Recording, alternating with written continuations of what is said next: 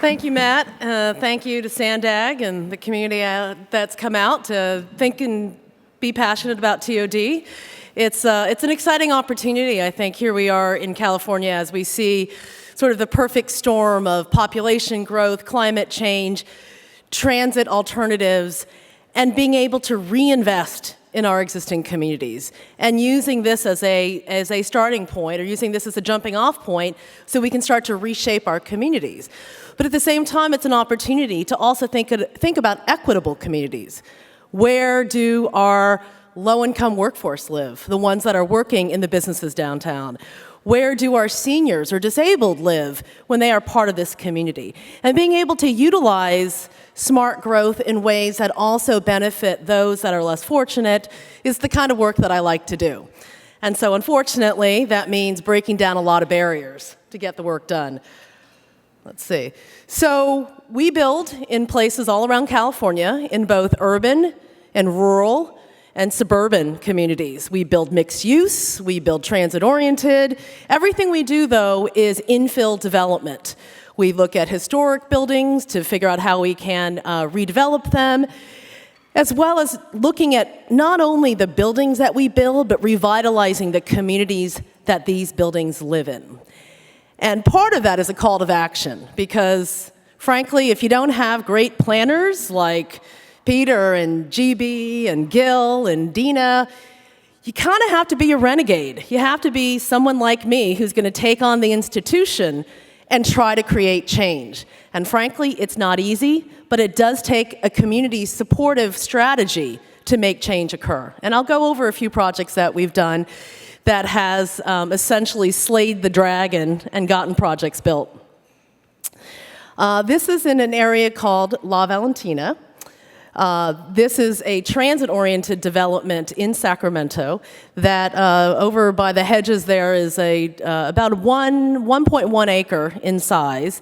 This site was formerly vacant for 25 years. It's also along the gateway into downtown Sacramento. If you're taking 12th Street or 160, 15,000 cars pass a day to go to their office. We're about 1 mile from the state capitol. But it happens to be in the oldest continuing residential neighborhood in all of Sacramento. So many of the homes date back 200 years. The infrastructure was about 65 years old when we started. The existing zoning was for commercial. It was an auto body repair shop formerly that had polluted the land. So this was considered a brownfield. And so for 25 years, it sat vacant because no one could figure out what to do with it. The maximum number of units you could build here were 30. And the maximum height you could build to was essentially 2 stories. So it really posed a lot of challenges. Not only was it a gateway into downtown, so people were, driving past it, it was actually a place where people wanted to quickly move as fast as possible. It was light rail right there, but unfortunately about a block away was a charitable organization that served lunches to the homeless. So about 500 homeless people came about a block away to get their lunch and showers and whatever else they might need, but there was no housing there, so they continued to walk. So this area was unfortunately plagued with a lot of loitering, a lot of homeless people that were moving from place to place. So it was really not an economically viable site, but one that really needed to make a difference because the area was transit friendly, it was the 3rd busiest light rail station, and a lot of promise and opportunity. This is what we came up with. This is La Valentina Station. It's a mixed-use building, and it took 2.5 years to get through the entitlement process and 16 special permits and variances to get this through. Sacramento had not changed their downtown zoning in over 50 years, so everything about it had to be a variance. This was absolutely illegal, and so as a result, even though the city was contemplating a form-based code, they didn't actually have the political guts to put that out there to the community, so they put me out there. So I had to go through, I think we had about 15 to 20 different community meetings, each time vetting the concept with the neighbors, of course, ruffling a lot of feathers from everybody who were angry about everything that had not been done for this community in the last 25 years. And so we had our share of defending the fact that this would not be a crime-ridden location. Of course, this is affordable housing, so we were going to put families in here, which was shocking to most of the neighbors. This is 78 units to the acre. It's a combination of 1, 2, and 3-bedroom apartments, including ground floor retail. We also had to ask for a parking variance. Originally, the city wanted 2 parking spaces per unit, and we're outside the 3rd busiest light rail station in the city. I had to negotiate a 1-to-1. I had to negotiate absolutely every deviation you can imagine. We had to go through it. It was a very expensive and costly project, which also included a series of townhomes just to the north of it. And because this project was so challenging and wrought with so many issues, we decided to not only raise the bar, but to do something that was also different, which was build the first near net zero apartment complex ever built in the city of Sacramento, which are these townhomes right behind me. So those earned a number of accolades from a number of different groups, including EPA, Smart Growth Achievement Project of the Year for the city of Sacramento. It was quite an honor. At the same time, I was still a little frustrated by the process I had to go through to get a project that hence won a lot of awards, was celebrated by the community, which was credited for revitalization. At the same time, it was a bitter and often difficult process. So during the recession, the city of Sacramento met with me and they said, we feel really bad for what you had to go through. So we've decided to revamp our downtown code, and we're going to use your building as the example for what we need to do. So they were able to shape their new code around our building, and all the different variances that we asked for were then embedded into the new code. They embedded more flexibility, they allowed for more height and density, and overall it was a very positive change. But unfortunately, it had to take someone like me to go through the process and show the city that you can do density without being scary, that you can build housing for multi-generations and they will come. What's interesting about this project is over 75% of the population that lives here now are millennials, are under the age of 30, which was quite interesting to me. We have actually 1 or 2 seniors that are in the building that are 78. But the vast majority are young people. They walk, they take transit, they ride their bikes to work. Many of them work near the Capitol, either in the restaurant industry or they're creatives. We have a lot of artists that live here. We have musicians that live here. And it really has become, frankly, a symbol of the future of Sacramento, where they want to go with their buildings. And at the same time, everyone who lives here has a particular consciousness. You know, they're quite aware that they have choices now in mobility, and they take those choices seriously. Many of our residents actually choose to leave their cars at home. 40% of our population does not drive their car on a regular basis. They have a car, they park the car, but they don't need it during the day. And that, to me, is the future. We had to push a lot of buttons. We had to push a lot of people to get them to believe. Sacramento was very much a suburban community, and their zoning and their planning was always set up on a suburban mentality. So we really had to take the city to task to show them that the future is about a mode shift, different types of mobility. And as a result, when you build housing that's efficient, that's affordable, people will start to populate your downtown. So what's kind of exciting is this was an area that really was difficult. We also had to put about $2 million in the ground of infrastructure, which was incredibly complicated. But we also have now seen a resurgence in this community. And again, we still have the homeless kitchen that's about a block away. So we have 500 homeless people that still literally walk past the property. But now a new architecture school just opened next door, and 110 new market rate homes are being built across the street.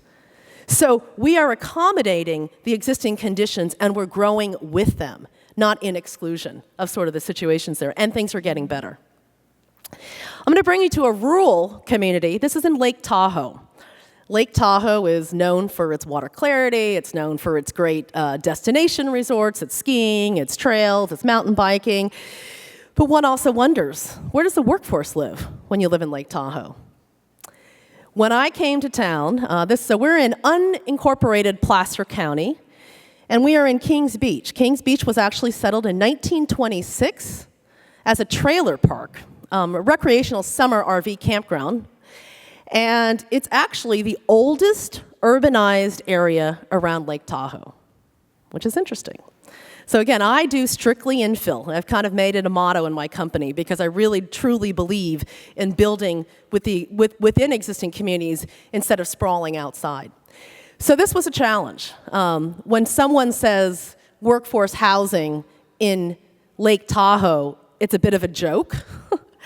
When we started, the average median home price was $775,000. That's median. The average household income in Kings Beach was $28,000 a year for a family of 4. The 98% of all the homes owned in the North Lake Tahoe Basin area are second homeowners. So these are not your primary homes. And so during the day, during the week, when it's not ski season or summer season, you don't even have people walking down the streets because these are all owned by people that live in San Francisco, the Bay Area, come up occasionally. On average, most of the second homeowners spend 14 days a year in Lake Tahoe. So where does the workforce live? Well, they live here. So when I came to town, there were a lot of jobs in Lake Tahoe. This was actually taken in 2007. These are the sites we bought. The only way to do a project in Lake Tahoe in this particular area and not sprawl into virgin land that wasn't zoned for housing was to go and do what I call a surgical intervention into Kings Beach. So we distributed our sites. We have 6 different sites in town, all spread out in this community. This is what it was. So people still live in trailers because it was a trailer park. The land uses were so complicated and so expensive that no one could do anything. And so the reality is people owned these units. Frankly, these were some of the better units in town. On average, there were converted trailers and motel rooms. 200 square feet was the average unit size, and the average rent was $1,000 a month. People had electric heat and uninsulated units. These were built for summertime use only, not year-round. So we're talking single-pane aluminum windows. People paid $1,000 a month for their heating bills to heat 200 square feet. So then you wonder, how do people live here? Well, they lived in shifts. People took turns sleeping on the floor. When I went into these units, every wall had double-stacked mattresses because people literally took turns sleeping on the floor. If you were in a trailer, there were often submarine-style bunks, and you got tapped out if it was someone else's turn to sleep in the bed. That was the only way people could afford to live up here. They were earning essentially minimum wage. There were a lot of jobs in North Lake Tahoe.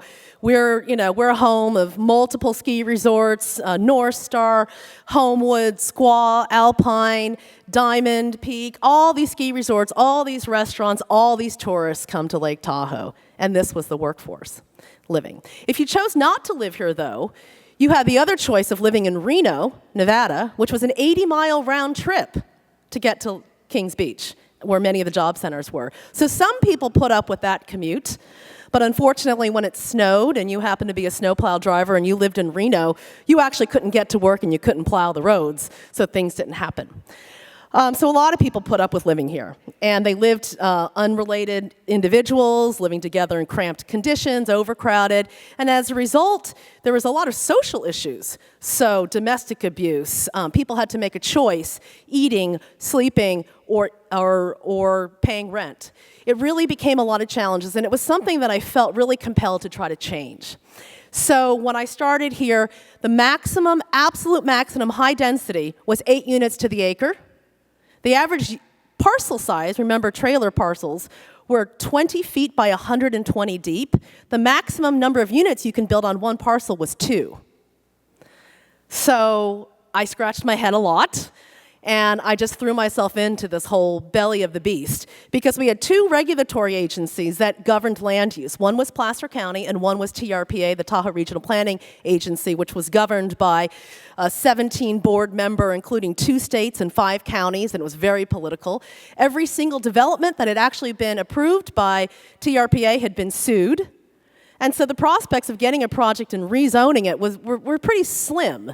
But at the same time, I had this to support me. I had the community that needed housing. I had families that needed housing. So we pushed through. So we wrote 12 separate entitlement packages.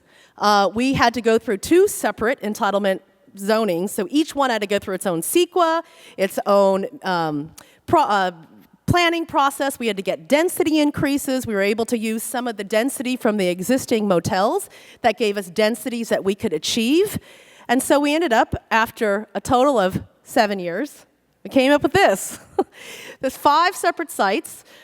This is our largest. It's the tallest building ever approved in the Tahoe Basin. It's 4 stories. 4 stories to lowest point of natural grade, which is an odd way to measure height. So if anyone ever has to do that, please don't.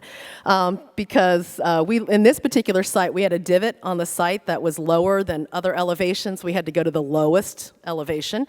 So we put 4 stories in here. It's the first parking garage. We built the first sidewalks ever built in town. We also did 100% stormwater retention.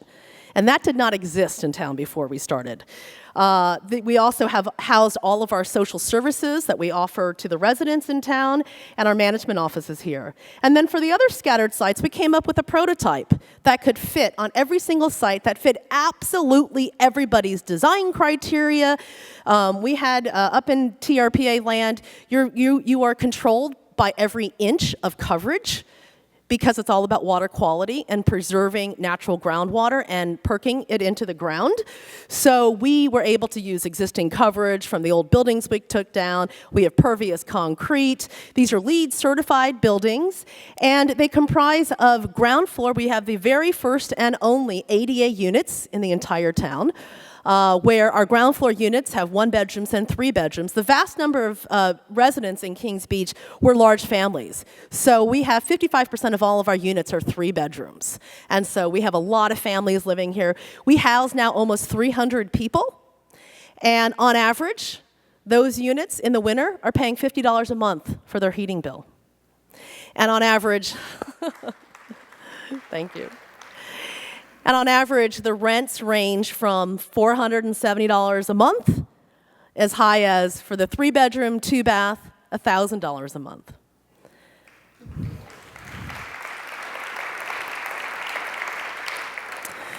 We also had to throw out the parking requirements that the Placer County wanted. They wanted 3 parking spaces per unit. They mandated that. And I said, are you kidding? Look at my lots. My sizes of lots were 0.3 to 1.2 acres in size, and everything in between. We managed to fulfill 1.2 parking spaces per unit, which was more than we needed, actually. And what's interesting is we are within a 5-minute walk of the bus for every single street, and 30% of our population takes the bus on a regular basis. And what's also interesting, instead of that 80-mile commute from Reno, nearly 100% of everyone who lives here works within 10 miles of their jobs, and over half work within 5 miles. So their commutes are cut down, and we are doing everything we can to green up this environment and tell people that smart growth can work. These units, on average, are 30 units to the acre. They're wood framed.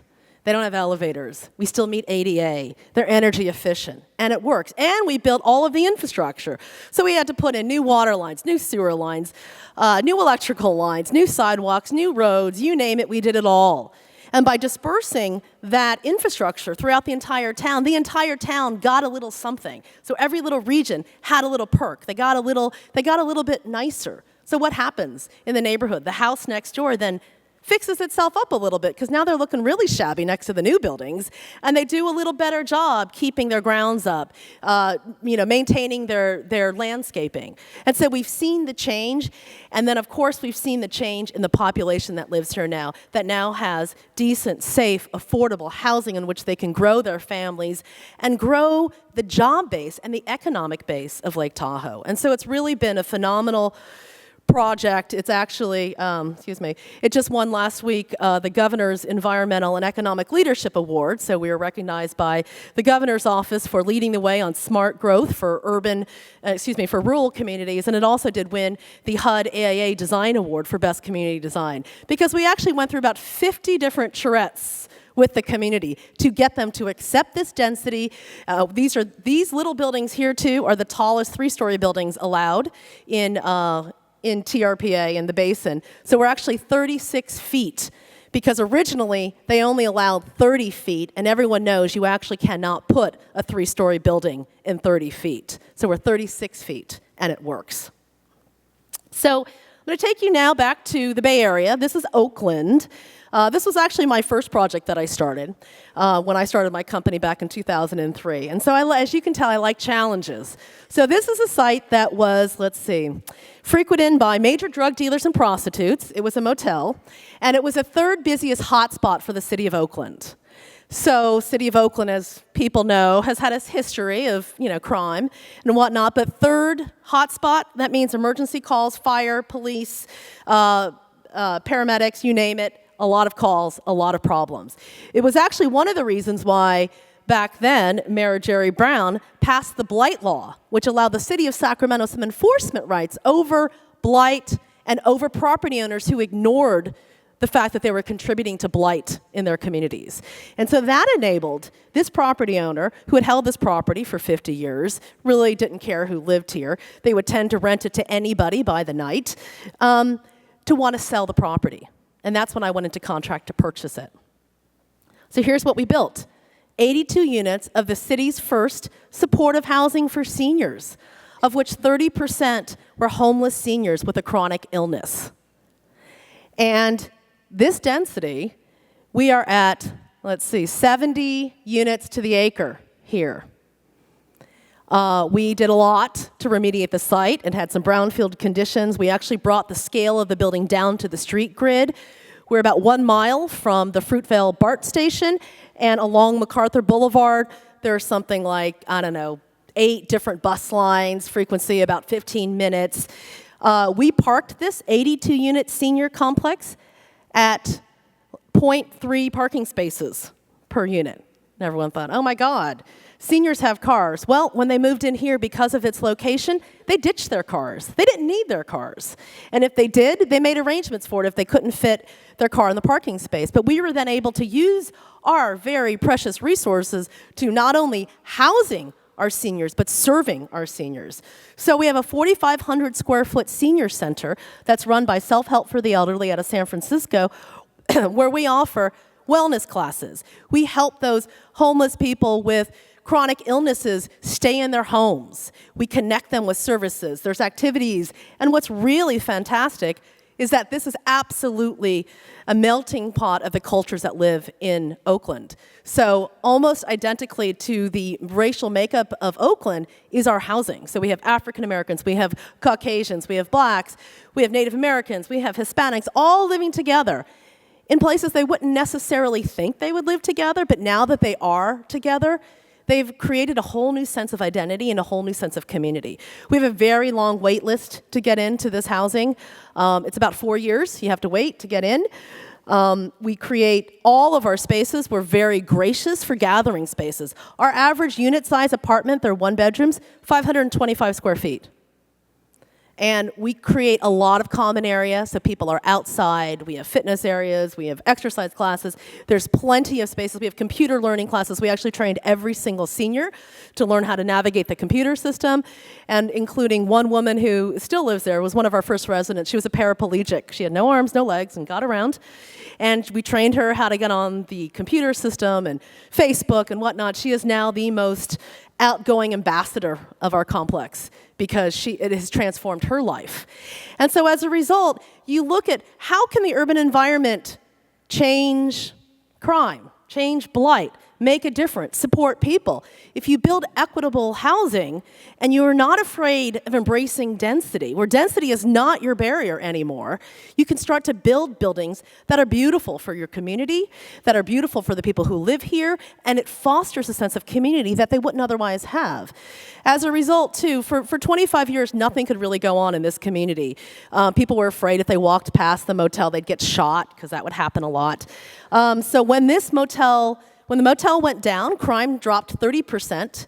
With this new building in place, it spawned an entire new renaissance in this neighborhood. They brought in a new grocery store, new Pete's Coffee, new bakeries. All these things happened because we took down the worst blight in the neighborhood, and the rest of the community flourished around it. Not to mention property values went up because of affordable housing.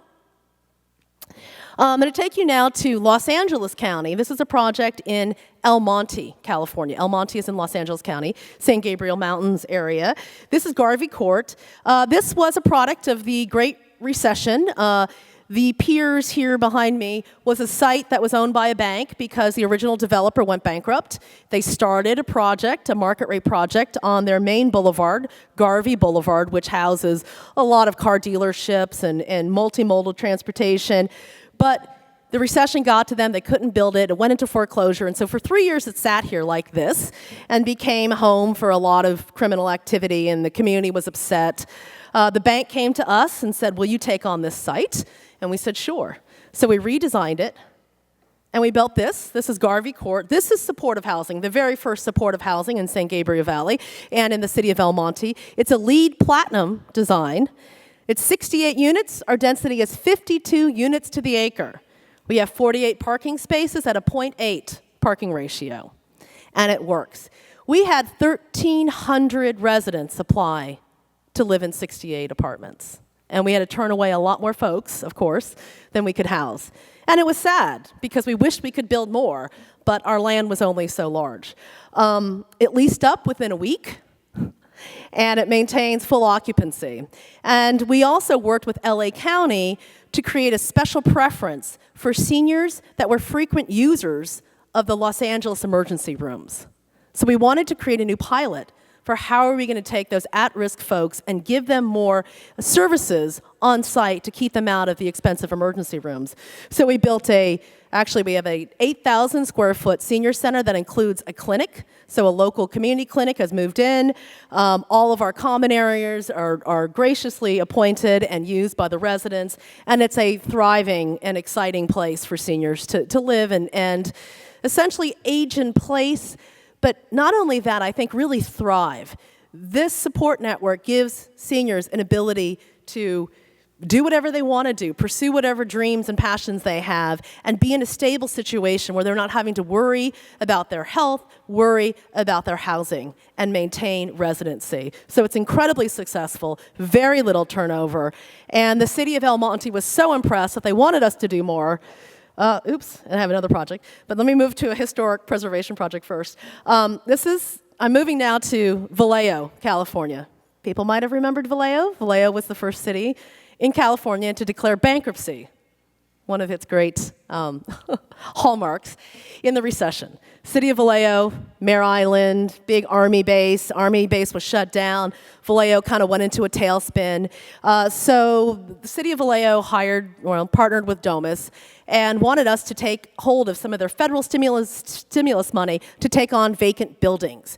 So the building that we were most drawn to was the Masonic Temple from 1917, and what was adjacent to it was a city hall from 1917. Both were number 1 and number 2 on the city's list of historic places, but they had never done a district. They had never really made the whole area historic.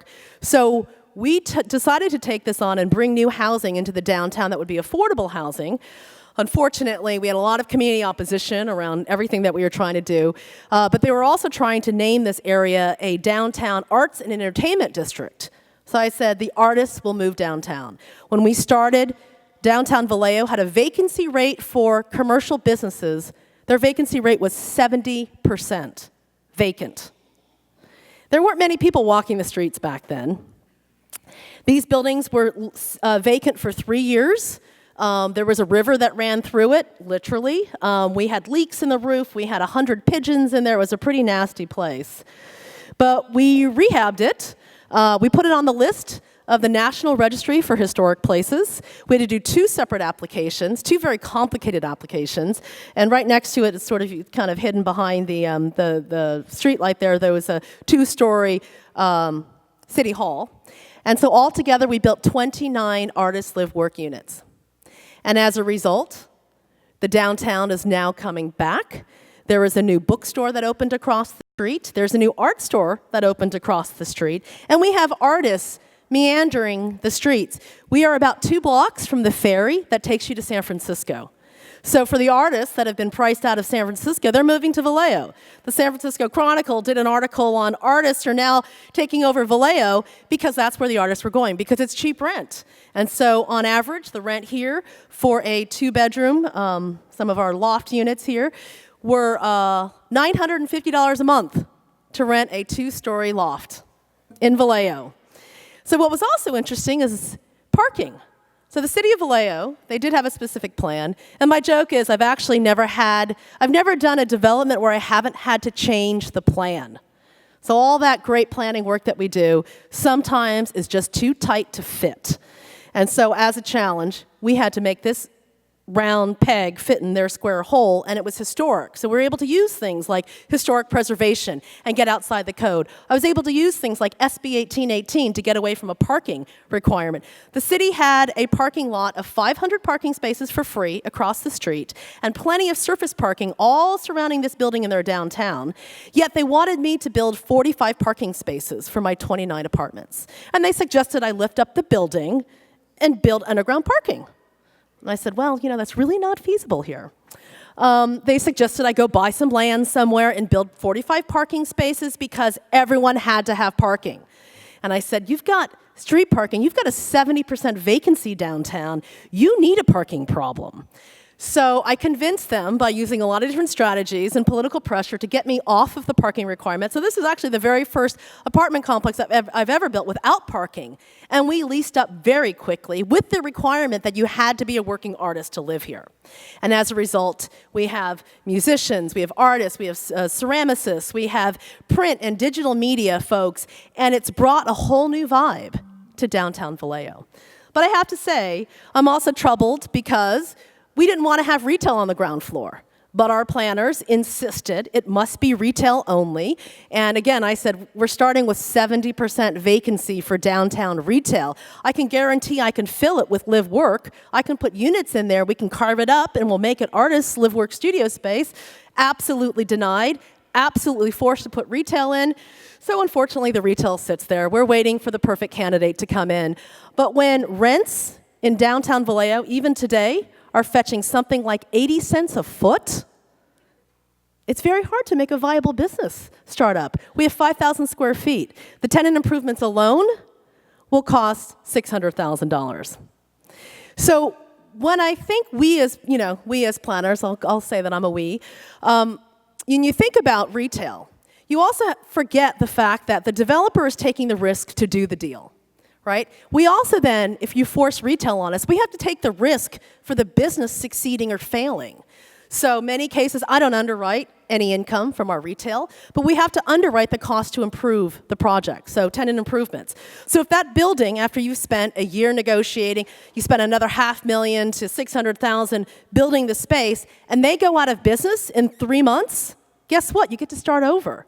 So instead of saying it's the city wants to encourage the retail or the businesses are taking the leap, no. It's the property owners, the developers who are already taking that risk, trying to bring that retail in, having to underwrite a mom and pop business to go in there. It's really hard to do. And a lot of times it doesn't work. But the reality is, do we want people here? Do we want activity on the street? Activity also comes when you have people living in the buildings and they're moving around. They're coming in, they're coming out, you have eyes on the street. Crime went down in this community. I think what I saw about 15% when we first opened, because all of a sudden, instead of having no one here, you have 29 new residents looking out for their neighborhood. So things change. Things happen incrementally too. And when you also have a plethora of empty retail, by adding more doesn't mean you're changing the economics in that community. I'm going to take you quickly now to Curtis Park. It's an area in Sacramento. It is a TOD. This was a former Union Pacific rail yard, one of the dirtiest rail yards in Sacramento. The master developer spent, I think, 15 years getting funding together to clean it up. Where the star is, we're actually breaking ground on the first TOD for seniors in Sacramento, where the city is embarking upon a pedestrian bridge that's actually going to link people from the large mass of dirt over to where you see the stadium, which is the City College, one of the largest employers in the area, and it also has the #1 highest ridership for the entire RT line at the college. So we're going to be building a pedestrian bridge that's going to link this new Curtis Park neighborhood with the busiest station on the RT line and major employer, college center, resource center. So we're building 91 apartments, so we're at 50 units to the acre. And this is it. On average, we're building 1 bedrooms and 2 bedrooms. It's 3 stories, kind of in a craftsman style. We're going for LEED Silver on this one. And we're already getting a wait list. This is a very popular neighborhood and one that people really want to live in. So I encourage people to think that seniors are part of your strategy. When we're looking at the 2 population growths in our community, it's millennials and it's seniors. And we're going to need a lot of those senior housing units to occupy our seniors and give them more opportunities to not spend time fixing their gutters and, mowing their lawns, but to be living their lives independently in apartments where someone else is taking care of all those things, but also very affordable. Thank you very much. And if folks have questions, I don't know if we have time for questions or...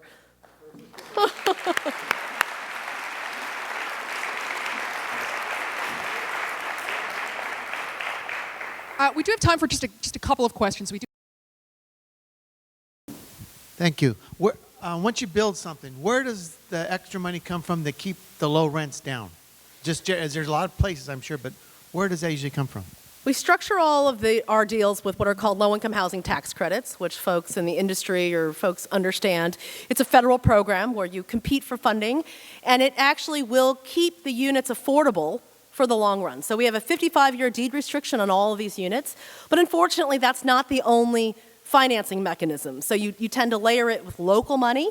So I know SANDAG has a great grant program, so I'm sure some of their funding goes into affordable housing. Back in the day when we had redevelopment, we used a lot of redevelopment dollars. That's what really lifted all these projects out of the ground.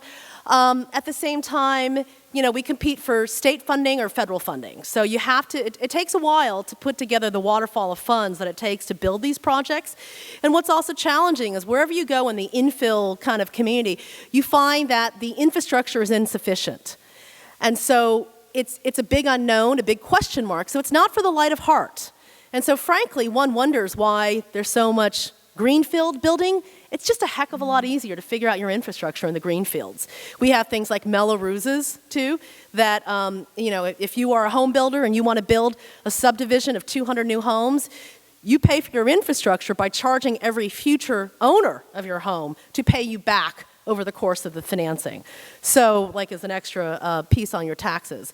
But in the infill world, you don't get that. You have every single agency coming at you with deficits. Oh, I need this. You got to pay for this. And so the fees can be startling. They can be as high as $50,000 a unit or even higher. That pays for infrastructure impact fees. At the same time, it's on the developer's back because of Prop 13 to do all the work as well. So not only do you pay impact fees, you actually put the work in. So in the case of Kings Beach, we put $3.5 million into the ground from infrastructure. We don't get paid back. Every agency then can charge more money for when they go and charge the next ratepayer down the road, but it's unfortunately your tax for doing business in the infilled world. So it's challenging. So I think we need to have better public-private partnerships. We need new infill infrastructure financing district fees, financing mechanisms that would allow for more grant funds to go to these endeavors. Because it's, if we're spending so much money to fill all these gaps of infrastructure, it's really harder for us to build the housing. So I think as a sort of general public, we realize areas that we want to see all these growth, they can't always happen on the backs of the development community. And I think when you have the areas that have the market, they're really poised for higher market demand, those are the ones where you're going to see those new houses being $1 million a piece because people will pay for it, but it also allows the developer to pay for what he has to pay for. So it's a hard dynamic, and I think for affordable housing, there's great advocacy in the state around new sources of funds. Everyone's looking at cap and trade for being perhaps a little bit of a redevelopment replacement. But we need more leadership. And I'm hoping Speaker Atkins is going to help us perhaps this year in getting some additional financing sources to build the kind of communities that we like to build, because the demand is there. And I think our communities really are clamoring for them.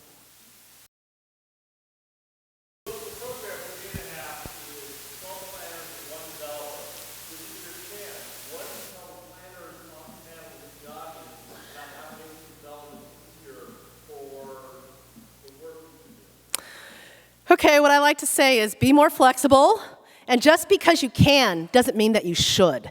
Like, just because you can throw the book at someone because you don't either have the staffing resources to handle it, or because you don't have the time to write all of your findings, doesn't mean that the developer has to do it all. That shortcuts are available. There are things like CEQA exemptions, Class 32 exemptions. SB 1818, I think, is a fabulous law that's underutilized, I think especially in the San Diego region. SB 18 is a state law that allows for density bonus.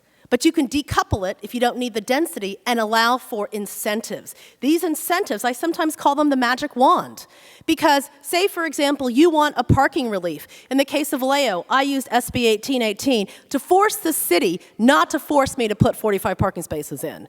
And I needed a lot of political pressure, so I had to beat down on them through the electeds to say, planning, you better do this, because what else are you going to do? The wrecking ball are going to hit these buildings. So you can utilize SB 1818. I encourage everyone in this room who doesn't know about it to read up about it. Look at your parking variances. When we're building special needs now for seniors or with supportive housing, you don't need parking. I'm doing a project in a city in, I can't say, I'm building 50 units of special needs housing. The city wants 100 parking spaces. I'm going to be housing people with special needs. They don't drive. And they don't want to give me the variance, without having to go to a discretionary review, because you're going to present this in front of the Planning Commission. So even if you had no opposition, you're creating opposition. So what's challenging is, and I think kind of the theme that some of the planners were talking about, planners want to see a better, smarter urban environment. Well, us developers want to build that too. But unfortunately, we are the ones, the sacrificial lambs, that are thrown out to the community to test the water, right? To sort of say, well, what's the community going to say? Are they going to lash on to your density number or not? And so we're often paraded as being the ones, and then in the case of Sacramento, we did everything the hard way, and then they took advantage of what was permissible by the community, and then they revamped their codes to, victorious applause. So I think if planners can lead, it would be fabulous to actually have a plan where I don't have to change it. In other words, whether it's form-based or whether it's flexible, or you create mechanisms, you use that 1818, which should happen over-the-counter, administratively, not discretionary. What's challenging, especially with older codes that haven't been changed in 50 years, when you're a developer coming to town, you're asking for 20 variances. And so when a community member reads the notice and says, this developer needs 20 variances, they come unglued. Because all of a sudden, you're the illegal one. You're the one asking for all these benefits. Yet they don't get the bigger picture. They don't know that in a way, you're a patsy for the Planning Commission who really doesn't have the strength to kind of go out there and change those codes before you even get to town. So if you have the political will to create the kinds of flexible structures to get us through, if you can do a CEQA exemption because it's an existing building in the existing community, do it, even though your attorney says you might be sued, because likely you will not. But unfortunately, a lot of our cities, they don't have funds to be sued, so they make the developer take all of the risk for being sued and pay for every little legal action that city may encounter. So they put you through the ringer to the point where you've spent so much time and energy that, you've kind of lost steam too. And at the same time, if planners could do their jobs, create the kind of platform or canvas that we developers, smart growth developers, want to come in and do the work, we can help you, we can all help each other, but don't turn us into, unfortunately, the patsies for not doing work or not having staff resources to do the work that needs to be done. Thank you, Meea. We appreciate your insight.